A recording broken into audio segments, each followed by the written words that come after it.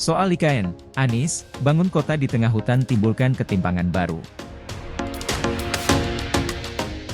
Calon Presiden nomor urut 1, Anies Baswedan menyebut, proyek pembangunan Ibu Kota Negara, IKN, Nusantara akan menimbulkan ketimpangan baru. Hal itu disampaikan Anies dalam acara Dialog Terbuka Muhammadiyah di Universitas Muhammadiyah Surakarta, Jawa Tengah, Rabu, 22 November 2023, yang disiarkan melalui TV Muhammadiyah. Awalnya, panelis yang merupakan peneliti senior Badan Riset dan Inovasi Nasional, BRIN, Profesor Siti Zuhro mempertanyakan apakah pembangunan IKN prospektif untuk Indonesia di masa depan.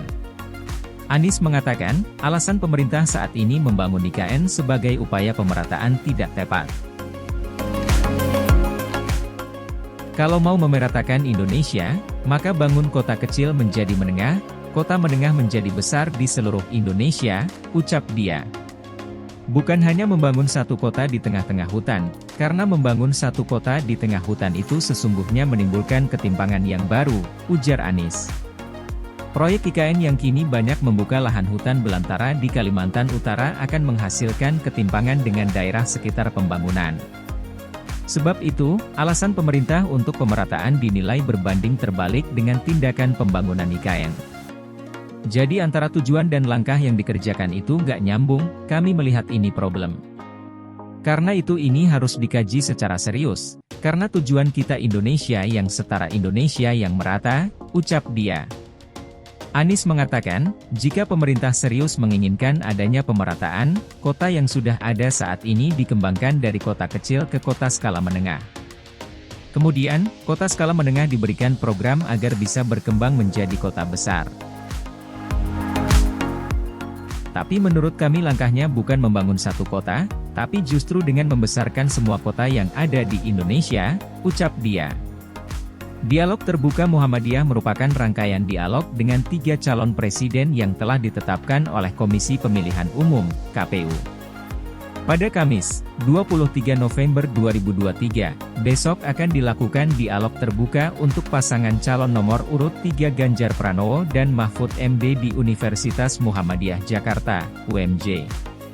Sementara itu, untuk paslon nomor urut 2 Prabowo Subianto dan Gibran Raka Buming Raka rencananya digelar di Universitas Muhammadiyah Surabaya, Jawa Timur pada Jumat, 24 November 2023. Dalam sesi Anies Muhaimin terdapat 5 panelis yang dihadirkan.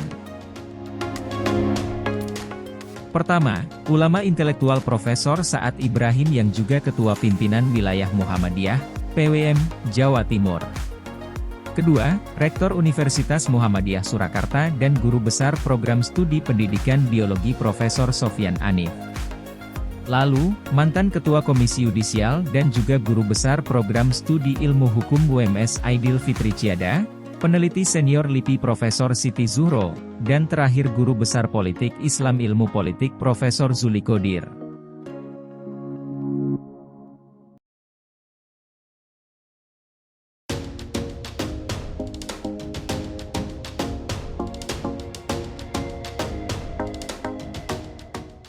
Menteri PUPR, Hidropower, Sungai Kayan bisa jadi sumber listrik IKN.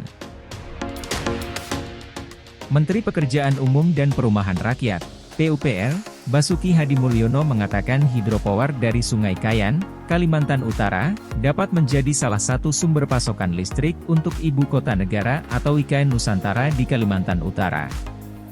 Energi listrik yang dihasilkan hidropower dari Sungai Kayan, Kalimantan Utara tidak hanya untuk mentenagai kawasan industri energi hijau di Kalimantan Utara, namun juga bisa menjadi salah satu sumber pasokan listrik untuk IKN Nusantara di Kalimantan Timur, ujar Basuki dalam seminar yang dipantau secara daring di Jakarta, Rabu. Basuki mengatakan, hidropower dari Sungai Kayan di Kalimantan Utara tersebut bisa memasok listrik ke kawasan industri energi hijau Kalimantan Utara. Pemerintah membangun kawasan industri energi hijau dengan menggunakan sumber energi hidropower dari Sungai Kayan di Kalimantan Utara, katanya. Dia menambahkan, potensi listrik yang dihasilkan dari hidropower tersebut sekitar 1.375 gigawatt (GW). Berdasarkan Undang Nomor 3 Tahun 2022 tentang Ibu Kota Negara, IKN menjadi mesin penggerak perekonomian bagi Kalimantan dan menjadi pemicu penguatan rantai nilai domestik di seluruh kawasan timur Indonesia. Pembangunan IKN menempatkan Indonesia dalam posisi yang lebih strategis dalam jalur perdagangan dunia, aliran investasi, dan inovasi teknologi. Selain itu, IKN juga akan menjadi percontohan bagi pengembangan kota yang hijau dan berkelanjutan yang didorong oleh penerapan teknologi terkini. Visi Kota Dunia untuk Semua tidak hanya menggambarkan masyarakat yang akan tinggal di IKN pada masa depan, tetapi juga kondisi lingkungan yang akan dipulihkan dan dipertahankan. Visi Kota Dunia untuk Semua diturunkan ke dalam 3 tujuan utama, yakni IKN sebagai simbol identitas nasional, IKN sebagai kota berkelanjutan di dunia, dan IKN sebagai penggerak ekonomi Indonesia pada masa depan.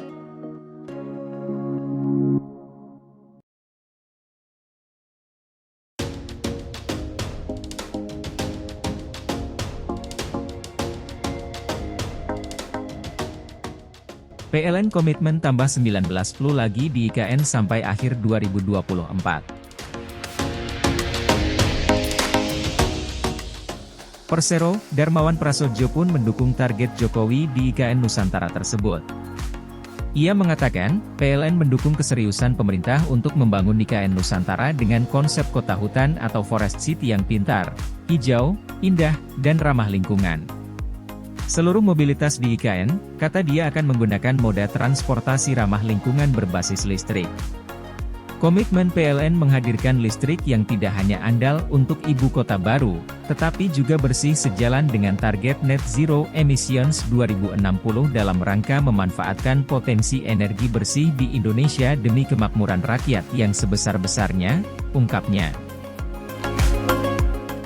PLN berencana membangun sekurangnya 19 tambahan stasiun pengisian kendaraan listrik umum, SPLU, di kawasan inti pusat pemerintahan, KIP, IKN pada 2024. PLN juga memastikan SPLU tersedia di kota-kota penyangga IKN, seperti di Balikpapan dan Samarinda. Saat ini, telah terdapat 9 SPLU tersebar di Kalimantan Timur dan Kalimantan Utara. Jumlah tersebut akan bertambah 31 unit pada 2024. Negara Asia Tenggara terus mengembangkan industri kendaraan listriknya. Dengan begitu, pesaing Indonesia untuk bisa menguasai pasar kendaraan roda 4 dan roda 2 ramah lingkungan tersebut, akan semakin banyak, termasuk Thailand, Malaysia, dan juga Vietnam. Dijelaskan Asisten Deputi Industri Maritim dan Transportasi Kementerian Koordinator Bidang Kemaritiman dan Investasi M. Firdausi Manti, Indonesia tak boleh terlambat untuk terus menarik investor luar negeri untuk bisa menanamkan modalnya di tanah air. Negara tetangga juga sama-sama sangat agresif untuk mengundang principal investor untuk membangun pabrik kendaraan listrik di negaranya masing-masing. Karena mereka juga melihat ke depannya tren dunia otomotif seperti itu. Nah, kita juga tidak boleh terlambat mengantisipasi hal ini, uanya dalam agenda dekarbonisasi sektor transportasi melalui adopsi KBLBB, Jumat, 17 November 2023. Jika negara tetangga Indonesia lebih dulu memproduksi kendaraan listrik, khawatirnya itu akan menjamur di Indonesia. Alhasil, Indonesia hanya menjadi pasar konsumen. Lebih lagi, ada perjanjian dagang antara negara-negara ASEAN yang memungkinkan biaya 0%. Maka, dia menyebut, Indonesia harus mengambil langkah lebih cepat untuk mengundang investor merealisasikan investasinya membangun pabrik kendaraan listrik. Karena kalau tidak, kedepannya dikhawatirkan, karena di kita kan ada free trade agreement ya, antara ASEAN itu nol. Kalau banyakkan pabriknya yang kendaraan ICE, kendaraan BBM, kita terlalu banyak, kita terlambat untuk membangun industri kendaraan listrik, bisa-bisa nanti kita dipenuhi pasar impor dari Thailand karena biaya masuknya juga nol, paparnya.